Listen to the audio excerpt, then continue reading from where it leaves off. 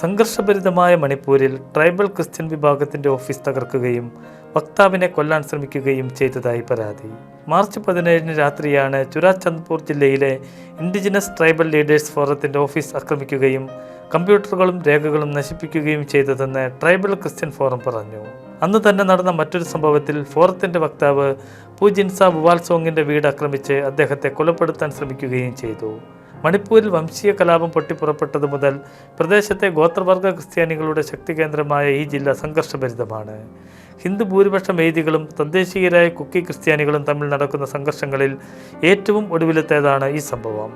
ഇതിനോടകം 350-ലധികം ദേവാലയങ്ങളും മറ്റ് ക്രൈസ്തവ സ്ഥാപനങ്ങളും നശിപ്പിക്കപ്പെട്ടിട്ടുണ്ട്. അക്രമത്തെ തുടർന്ന് 50,000-ലധികം സ്വദേശികളെ മാറ്റിപ്പാർപ്പിച്ചിരുന്നു. അവരിൽ മിക്കവരും ഇപ്പോഴും ദുരിതാശ്വാസ ക്യാമ്പുകളിൽ തന്നെയാണുള്ളത്. ഹിന്ദു അനുകൂല പാർട്ടിയുടെ നേതൃത്വത്തിലുള്ള നിലവിലെ ഭരണകൂടത്തിൽ നിന്ന് തങ്ങൾക്ക് നീതി ലഭിക്കാത്തതിനാൽ ആദിവാസി ക്രിസ്ത്യൻ ഗ്രൂപ്പുകൾ തങ്ങൾക്കായി പ്രത്യേക സംസ്ഥാനമോ ഭരണകൂടമോ ആവശ്യപ്പെട്ടു തുടങ്ങിയിട്ട് നാളുകളായി.